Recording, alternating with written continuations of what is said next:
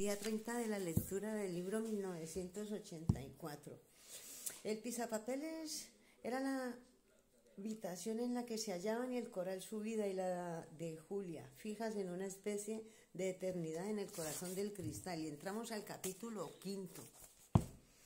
Día 30, capítulo quinto. Sime, o Saime, porque es con Y, había desaparecido. Una mañana no se presentó a trabajar, unos cuantos comentaron su ausencia con indiferencia. Al día siguiente nadie preguntó por él. El tercer día Winston fue al vestíbulo del departamento de archivos para comprobar el tablón de anuncios. Uno de los avisos incluía una lista de los miembros del comité de ajedrez del que Sime formaba parte. Estaba casi exactamente igual que antes, no había ninguna tachadura, pero faltaba un nombre, con eso era suficiente. Sime había dejado de existir. Nunca había existido. Hacía un calor asfixiante, las salas sin ventanas y con aire acondicionado del laberíntico ministerio seguían a temperatura normal, pero en la calle las aceras quemaban y el hedor del metro a la hora punta era horroroso.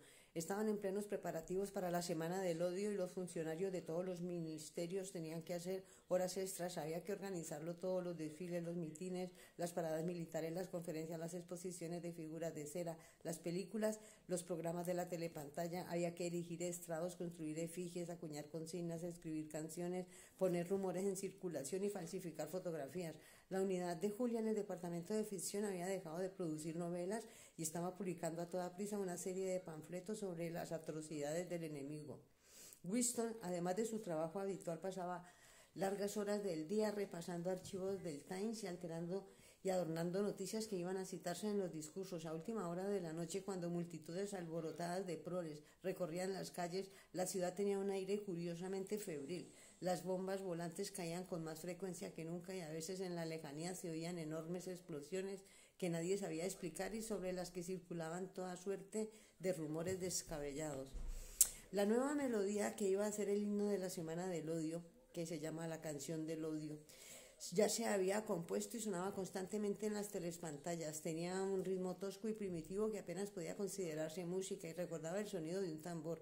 Cantada a gritos por cientos de voces al ritmo de las pintadas en los desfiles, resultaba aterradora. A los proles les gustaba y a medianoche competían en las calles con la todavía popular. Fue solo una ilusión sin esperanza. Los niños de los Parsons la interpretaban de un modo insoportable a todas horas del día y de la noche con un peine y un trozo de papel higiénico.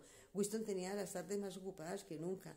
Brigadas de voluntarios organizadas por Parsons estaban preparando la calle para la Semana del Odio. Cosían pancartas, pintaban carteles, erigían postes para la bandera de los tejados y tendían peligrosamente alambres a través de la calle para colgar banderitas. Parsons alardeaba de que solo las casas de la Victoria exhibirían 400 metros de banderitas. Se notaba que estaba en su elemento y parecía más alegre que unas castañuelas.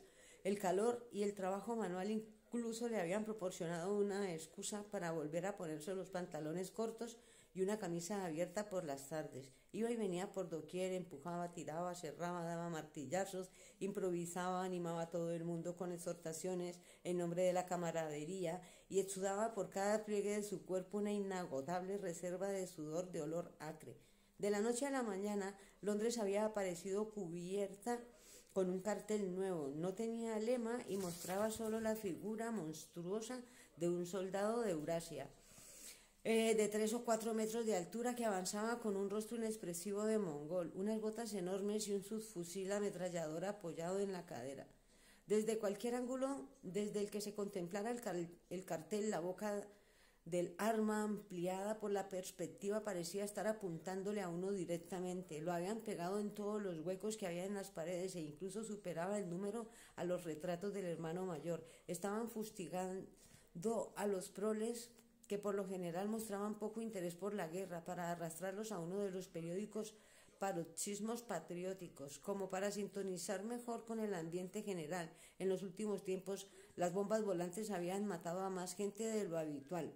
Una cayó en el cine abarrotado del Stepney y enterró a cientos de víctimas entre los cascotes. Todos los habitantes del barrio habían salido en un largo desfile fúnebre que duró horas y horas y que fue una auténtica muestra de indignación. Otra bomba cayó en un descampado que se utilizaba como parque infantil y varias docenas de niños volaron en pedazos.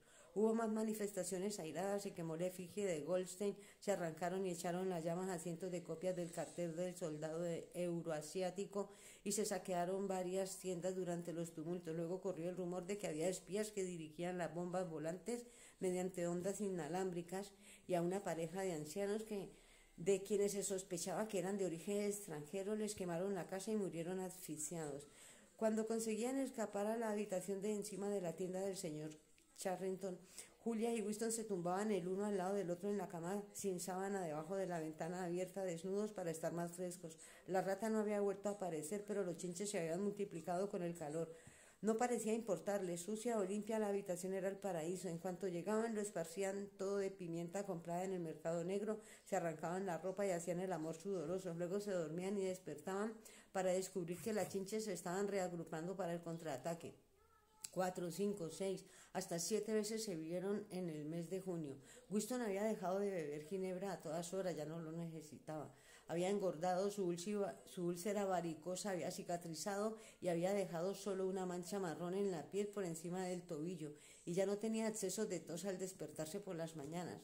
La vida había dejado de parecerle intolerable. Ya no tenía la tentación de ponerse a hacer muecas delante de la telepantalla o de gritar palabrotas. Ahora que tenía un escondite seguro, casi un hogar, ni siquiera le parecía una molestia que solo pudieran verse de vez en cuando un par de horas. Lo importante era que existiera aquella habitación, saber que seguía allí, inviolada, casi equivalía a estar en ella. La habitación era un mundo, un reducto del pasado donde había animales extinguidos. Winston pensaba que el señor Charrington era otro animal extinguido. Muchas veces se entretenía a hablar con él unos minutos antes de subir. El anciano apenas salía de casa y casi no tenía clientes. Llevaba una existencia fantasmal entre la oscura y minúscula vivienda, tienda y una cocina trasera, aún más minúscula, donde preparaba sus comidas y donde guardaba, entre otras cosas, un gramófono increíblemente antiguo con una gigantesca bocina. Parecía alegrarse de tener la oportunidad de hablar. Mientras deambulaba entre sus baratijas con aquella nariz larga y las gafas gruesas, con los hombros encorvados y la chaqueta de terciopelo, daba la vaga impresión de ser un coleccionista y no un vendedor. Señalaba sin entusiasmo algún objeto sin valor, un tapón de porcelana, la tapa pintada de una cajita rota de rapeo, un guardapelo de hojalata con un mechón en los cabellos de algún bebé que debía de llevar mucho tiempo muerto. Y nunca le pedía a Winston que lo comprara, solo que lo admirase. Hablar con él era como escuchar el tintineo de una destartalada cajita de música. Había rescatado del fondo de su memoria más fragmentos de cancioncillas olvidadas. Había una sobre 24 mirlos, otra sobre una vaca con el cuerno roto y otra sobre la muerte del pobre petirrojo. He pensado que le interesaría, decía con una risita burlona cada vez que le cantaba un nuevo fragmento, pero nunca recordaba más que unos versos de cada canción.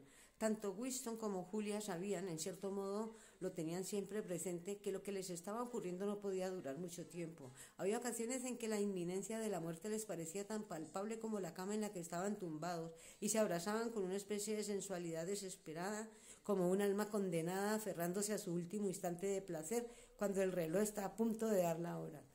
En cambio, otras veces tenían la ilusión no solo de la seguridad, sino de la permanencia. Mientras siguieran en aquella habitación, los dos tenían la impresión de que no podría ocurrirles nada malo. Llegar allí era difícil y peligroso, pero la habitación era un santuario. Igual que cuando Winston se había quedado mirando el interior del pisapapeles con la sensación de que sería posible introducirse en aquel mundo cristalino y de que una vez dentro el tiempo se detendría. A menudo se dejaba arrastrar por ensoñaciones en las que lograban escapar. Su suerte duraba eternamente y seguían con su intriga como hasta entonces, el resto de su vida. O bien Catharine moría y mediante sutiles manejos Winston y Julia lograban casarse, o se suicidaban juntos, o desaparecían, cambiaban de aspecto hasta ser irreconocibles, aprendían a imitar el acento de los proletarios, conseguían un trabajo en una fábrica y vivían el resto de su vida en una casa llena en algún callejón. Eran tonterías y ambos lo sabían. En realidad no había escapatoria, ni siquiera tenían intención de poner en práctica el único plan posible, que era el suicidio. Vivir día a día y semana a semana devanando un presente sin futuro era un instinto irresistible, igual que los pulmones inhalan siempre una última bocanada mientras queda aire disponible. Así que 164 y empezaremos el 31 aquí, día 31.